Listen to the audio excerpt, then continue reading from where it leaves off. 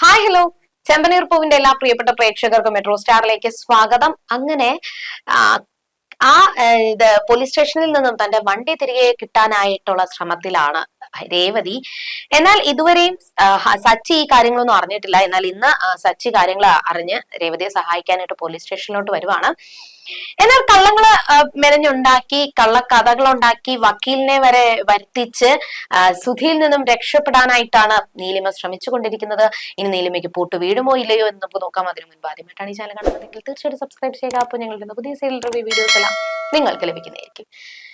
രേവതി ഭയങ്കര സങ്കടത്തിലാണ്. ഇനി എന്ത് ചെയ്യുമെന്ന് അറിയാതെ ഭയങ്കര സങ്കടത്തിലാണ്. അപ്പോ എങ്ങനെയെങ്കിലും രക്ഷപ്പെടണം, തന്റെ വണ്ടി തിരികെ എടുക്കണം എന്നൊക്കെ പറഞ്ഞ് സങ്കടപ്പെട്ടിരിക്കുന്ന സമയത്താണ് സച്ചിയുടെ കോള് വരുന്നത്. സച്ചിയുടെ കോള് വന്നുടനെ തന്നെ രേവതി കോൾ എടുത്തു. അപ്പോ ആദ്യം പോലീസ് സ്റ്റേഷനിലാണെന്ന് പറഞ്ഞില്ല. എന്നാൽ സച്ചി ചോദിച്ചു, രേവതി നീ എവിടെയാ, വീട്ടിലാണെന്നുണ്ടെങ്കിൽ ഭക്ഷണം കഴിക്കാൻ വേണ്ടിട്ട് വരാനാണെന്ന് പറഞ്ഞു. ഞാൻ വീട്ടിലല്ല സച്ചിയുടെ, പുറത്താ. അപ്പൊ പുറത്താണെങ്കിൽ നീ പൂ കൊടുക്കാൻ വേണ്ടിട്ട് പോകുന്നതാണോ? എന്നാൽ അപ്പോ തന്നെ രേവതി കരഞ്ഞുകൊണ്ട് പറഞ്ഞു, അല്ല സച്ചി ഏട്ടാ, ഞാൻ ഇതേപോലെ അറിയാതെ ചെയ്തതാണ്. ഞാൻ ആ ബോർഡ് ഇരിക്കുന്നത് കണ്ടില്ല. ഞാൻ പൂ കൊടുക്കാനായിട്ട് പോയ സമയത്ത് ഓപ്പോസിറ്റ് വണ്ടി വെച്ചിട്ട് ക്രോസ് ചെയ്ത് പൂ കൊണ്ട് കൊടുക്കാനായിട്ട് പോയതാണ്. എന്നാൽ ആ സമയത്ത് നോ പാർക്കിംഗ് ബോർഡ് കണ്ടിട്ട് പോലീസുകാർ ആ വണ്ടി എടുത്തോണ്ട് പോയെന്ന് സച്ചി രേവതിയോട് കരഞ്ഞു പറഞ്ഞു. അത് കേട്ടപ്പോ സച്ചി ഒരുപാട് വഴക്ക് പറഞ്ഞുവെങ്കിലും ശരി രേവതി നീ അവിടെ നിൽക്കുക, ഞാൻ ഇപ്പോ വരാം, ഫൈൻ അടച്ചു കഴിഞ്ഞാൽ വണ്ടി കിട്ടുമെന്നൊക്കെ പറഞ്ഞു. എന്നാൽ തന്റെ കയ്യില് 200 രൂപയേ ഉള്ളൂ, വേറെ പൈസ ഇല്ല എന്ന് രേവതി പറഞ്ഞപ്പോ ശരി നീ അവിടെ നിൽക്കുക, ഞാൻ അങ്ങോട്ടേക്ക് വരാം എന്ന് പറഞ്ഞ് സച്ചി കോള് കട്ട് ചെയ്തു. നേരെ പോലീസ് സ്റ്റേഷനിലേക്കാണ് പോകുന്നത്. എന്നാൽ അവിടെ നീലിമയും സുധിയും ശ്രുതിയുമുള്ള കാര്യം രേവതിക്ക് അറിയത്തില്ല. അവിടെ നല്ല വാദം നടന്നുകൊണ്ടിരിക്കുകയാണ്. സുധിയാണെന്നുണ്ടെങ്കിൽ നീലിമ കുറ്റക്കാരിയാണെന്ന് തെളിയിക്കുന്ന രീതിയിൽ തന്റെ ബാങ്ക് ട്രാൻസാക്ഷൻ ഡീറ്റെയിൽസും കാര്യങ്ങളൊക്കെ കൊടുത്ത് എല്ലാം നീലിമയ്ക്കെതിരെ ഒരുപാട് കുറ്റങ്ങള് സുധിയും ശ്രുതിയും കൂടി പറയുമ്പോ നീലിമ തിരിച്ചു പറയുന്നത് 6 മാസം അവൻ എന്റെ കൂടെ ജീവിച്ചതിനുള്ള പ്രത്യുപകാരമായിട്ടാണ് ആ പൈസ. മനഃപൂർവ്വം ഞാൻ അവൻ അയച്ചു കൊടുത്തതല്ല, അവൻ തന്നെ എനിക്ക് അയച്ചു തന്നതാണ്. അവൻ എന്നോട് പറഞ്ഞത് ഈ അക്കൗണ്ടിലേക്ക് എന്റെ അക്കൗണ്ടിലേക്ക് 50 ലക്ഷം രൂപ അയച്ചു തരികയും എന്നിട്ട് നീ ആദ്യം കാനഡയിലേക്ക് പോ, ഞാൻ അങ്ങോട്ടേക്ക് വന്നോളാം എന്നാണ് എന്നോട് പറഞ്ഞത്. പക്ഷെ ഞാൻ അവിടെ എത്തിയ സമയത്ത് തന്നെ അവൻ വേറെ പെൺകുട്ടിയെ കല്യാണം കഴിച്ചു, എന്നെ അവൻ ചതിക്കുകയായിരുന്നു എന്ന് നീലിമ പറഞ്ഞു. എന്നാൽ തിരിച്ച് സുധി ചോദിച്ച കാര്യം, അങ്ങനെ ഞാൻ പൈസ കൊടുത്തിട്ട് ഞാൻ ഇവിടെ നിൽക്കുമോ? ഇത്രയും 50 ലക്ഷം രൂപ അവൾക്ക് അയച്ചു കൊടുത്തതിന് ശേഷം ഞാൻ ഇവിടെ വെറുതെ നിൽക്കുമോ? ഉടനെ തന്നെ ഞാൻ അവളുടെ കൂടെ കാനഡയിലേക്ക് പോകത്തില്ലേ? എന്നാൽ അതൊന്നും അല്ല, അവള് കള്ളം പറയുന്നതാണ്, അവൾ എന്നെ ചതിച്ചതാണ്, എന്റെ കയ്യിൽ നിന്ന് പൈസ തട്ടിയെടുത്തോണ്ട് പോയതാണെന്ന് സുധിയും പറഞ്ഞു. നീലിമയെ കുറ്റപ്പെടുത്തിക്കൊണ്ട് സുധി ഓരോ കാര്യങ്ങൾ പറയുമ്പോഴും നീലിമ തിരിച്ചും പറഞ്ഞു. അങ്ങനെ ആ സംസാരങ്ങൾ വളരെ രൂക്ഷമായി. പോലീസിന് തന്നെ മനസ്സിലായി ഇതിൽ ആരാണ് കുറ്റക്കാരെന്ന്. നീലിമയാണ് കുറ്റക്കാരി എന്ന് പോലീസിന് മനസ്സിലായി. അങ്ങനെ നീലിമയെ കുറ്റപ്പെടുത്തിക്കൊണ്ട് അവര് സംസാരിക്കുകയും എന്നിട്ട് നീലിമയോട് മര്യാദയ്ക്ക് 50 ലക്ഷം രൂപ തിരികെ കൊടുക്കാനായിട്ടും ആവശ്യപ്പെട്ടു. എന്നാൽ എനിക്ക് കൊടുക്കാൻ പറ്റത്തില്ല, അവൻ എനിക്ക് തന്ന പൈസയാണെന്നും ഇനി എന്തായാലും ഞാൻ സംസാരിക്കത്തില്ല, നിങ്ങളോട് എനിക്കിനി സംസാരിക്കാൻ പറ്റത്തില്ല എന്നും എന്റെ ലോയർ നിങ്ങളോട് സംസാരിക്കുമെന്നും നീലിമ പറഞ്ഞു.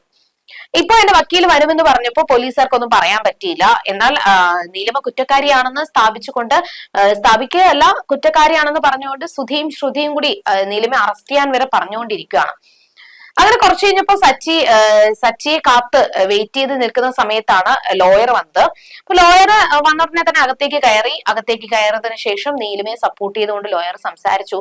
മാത്രമല്ല ഈ പൈസ മാഡത്തിന് ഇയാൾ തന്നെ അയച്ചു കൊടുത്തതാണെന്നും സ്വമേധയാ ഞാൻ ഈ ഒരു പൈസ 50 ലക്ഷം രൂപ നിന്റെ അക്കൗണ്ടിലേക്ക് ട്രാൻസ്ഫർ ചെയ്യുവാണ്, അതിന് എനിക്ക് സമ്മതമാണെന്ന് പറഞ്ഞുകൊണ്ട് അയാൾ ഒപ്പിട്ട് കൊടുത്ത പേപ്പർ വരെ, അതായത് സുധി ഒപ്പിട്ട് കൊടുത്ത പേപ്പർ വരെ, മുദ്രപത്രം വരെ നീലിമയുടെ വക്കീല് പോലീസിന് കാണിച്ചു കൊടുത്തു. അപ്പൊ അത് കേട്ടപ്പോ തന്നെ ശ്രുതി ഒന്ന് ഷോക്കായി. ശ്രുതി ഉടനെ തന്നെ സുധിയോട് ചോദിച്ചു, എന്താ സുധി ഇത്, നീ ഇങ്ങനെ എന്തെങ്കിലും പേപ്പർ ഒപ്പിട്ട് കൊടുത്തോ? എന്നാൽ ഞാൻ ഒപ്പിട്ട് കൊടുത്തു, പക്ഷെ അവള് ചതിക്കാനാണെന്ന് വിചാരിച്ചില്ല. ഒരു മുദ്രപത്രം കാണിച്ചിട്ട് ഇങ്ങനെ ജോയിന്റ് അക്കൗണ്ടിന്റെ ആവശ്യത്തിന് വേണ്ടിയിട്ടാണെന്ന് പറഞ്ഞപ്പോൾ ഞാൻ ഒപ്പിട്ട് കൊടുത്തതാണ്, പക്ഷെ ഇതിന് വേണ്ടിയിട്ടാണെന്ന് ഞാൻ വിചാരിച്ചില്ല. എന്നിട്ട് സുധി ആ കാര്യം പോലീസിനോട് പറയുകയും ചെയ്തു. എന്നാൽ ഇത്രയും ഡിഗ്രിയും പഠിത്തവുമുള്ള ഇവൻ വായിച്ചു നോക്കാതെ ഒപ്പിട്ട് തരുമോ എന്ന് തിരിച്ച് നീലിമ ചോദിച്ചു. അത് കേട്ടപാടെ തന്നെ മാക്സിമം ശ്രുതി പറയുന്നുണ്ട് ഞാൻ ഒരു തെറ്റും ചെയ്തിട്ടില്ല, എന്റെ പൈസ അടിച്ചു മാറ്റാനായിട്ട് അവള് ശ്രമിച്ചതാണെന്ന്. അത് വിശ്വസിക്കാനായിട്ട് അവർ തയ്യാറായിരുന്നില്ല. ഇതിനിടയിൽ ശ്രുതി ദേഷ്യപ്പെട്ടുകൊണ്ട് നീലിമയോട് പോയി സംസാരിക്കുകയും പൊട്ടിത്തെറിച്ച് സംസാരിക്കുകയും ചെയ്തു. അതൊക്കെ കണ്ടപ്പോ പോലീസുകാർ തന്നെ പറയുന്നുണ്ട് മര്യാദയ്ക്ക് ഈ കേസ് ഒന്നെങ്കിലും ഒത്തുതീർപ്പാക്കാനായിട്ടാണ് പോലീസുകാർ ശ്രമിക്കുന്നത്, നീലിമയോട് പൈസ കൊടുക്കാനായിട്ട് പറഞ്ഞു. എന്നാൽ ഒരു കാരണവശാലും നീലിമ കൊടുക്കത്തില്ല. അങ്ങനെ ആ വലിയ തർക്കങ്ങളും വഴക്കുകളും നടന്നുകൊണ്ടിരിക്കുവാണ്. എന്നാൽ ഈ സമയത്തും തന്റെ ഭർത്താവിന് വേണ്ടിയിട്ട് രേവതി കാത്തിരിക്കുവായിരുന്നു. കുറച്ചു കഴിഞ്ഞപ്പോ സച്ചി വന്നു. സച്ചി വന്നിട്ട് അവിടുത്തെ കോൺസ്റ്റബിളിനോട് സംസാരിച്ചു. എന്റെ ഭാര്യയുടെ കയ്യിൽ നിന്നും വണ്ടി പിടിച്ചെടുത്തോണ്ട് വന്നു എന്ന് അവള് പറഞ്ഞു. അവൾ അറിയാതെ ചെയ്തു പോയതാണ്, നോ പാർക്കിംഗ് എന്ന് പറയുന്ന ബോർഡ് അവൾ കണ്ടില്ല, അറിയാതെ ചെയ്തതാണെന്ന് പറഞ്ഞ് നടന്ന സംഭവങ്ങളൊക്കെ പറഞ്ഞു. ഞങ്ങള് നിത്യേനെ ജോലി ചെയ്ത് ശമ്പളം കിട്ടി ജീവിക്കുന്ന ആൾക്കാരാണ്. അതിൽ കുറെ പൂക്കളുണ്ട്, കഷ്ടപ്പെട്ട് ജോലി ചെയ്യുന്നതാണ്. ആ പൂക്കൾ വാടിക്കഴിഞ്ഞു കഴിഞ്ഞാൽ ഞങ്ങൾക്ക് ഒരുപാട് നഷ്ടം ഉണ്ടാകുമെന്ന് സച്ചി പറയുകയും തന്റെ ആ മാനസികാവസ്ഥ എന്താണ്, ഞങ്ങളുടെ പ്രശ്നം എന്താണെന്ന് അവരോട് പറഞ്ഞ് അവർക്ക് കാര്യങ്ങൾ പറഞ്ഞ് മനസ്സിലാക്കി കൊടുക്കാനായിട്ടും സച്ചി ശ്രമിച്ചു. ഇതിനിടയിൽ സാറ് ഞങ്ങള് ഡെയിലി ജോലി ചെയ്ത് വരുമാനം ഉണ്ടാക്കുന്നവരാണ്, ഞങ്ങളോട് എന്തിനാണ് ഞങ്ങളെ പോലുള്ള പാവപ്പെട്ടവരോട് എന്തിനാണ് ഇങ്ങനെ ക്രൂരത കാണിക്കുന്നത്, മര്യാദയ്ക്ക് എനിക്ക് വണ്ടി തരണം എന്ന് വീണ്ടും അഹങ്കാരത്തോടെയുള്ള രീതിയിൽ രേവതി സംസാരിച്ചു. സത്യം പറഞ്ഞാൽ രേവതി തന്റെ സങ്കടം കൊണ്ട് പറഞ്ഞതാണ്. പക്ഷെ പോലീസുകാർക്ക് അത് ഇഷ്ടപ്പെട്ടില്ല. വീണ്ടും വണ്ടി വിട്ടുകൊടുക്കത്തില്ല എന്നുള്ള ഒരു വാശിയിലായ അവരെത്തിയപ്പോ സച്ചി വീണ്ടും അവരോട് കാര്യങ്ങൾ പറഞ്ഞ് മനസ്സിലാക്കി.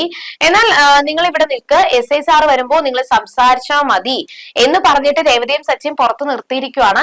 അകത്താണെങ്കിൽ നീലിമയും ശ്രുതിയും കൂടി പൈസ കിട്ടാനായിട്ട് ശ്രുതിയും പൈസ കൊടുക്കാതിരിക്കാനായിട്ട് നീലിമയും അങ്ങോട്ടും ഇങ്ങോട്ടും തർക്കിച്ചുകൊണ്ടിരിക്കുവാണ്. എന്നാൽ ഇനി എന്തൊക്കെയായിരിക്കും സംഭവിക്കുക? നീലിമയുടെ കയ്യിൽ നിന്ന് പൈസ തിരിച്ചു വാങ്ങാനായിട്ട് ശ്രുതിക്കും സാധിക്കുമോ? ഇനി എന്തൊക്കെ സംഭവിക്കുമെന്ന് നമുക്ക് വരുന്ന എപ്പിസോഡുകളിൽ കാണാം. അതുവരേക്കും ടാറ്റ ബൈ.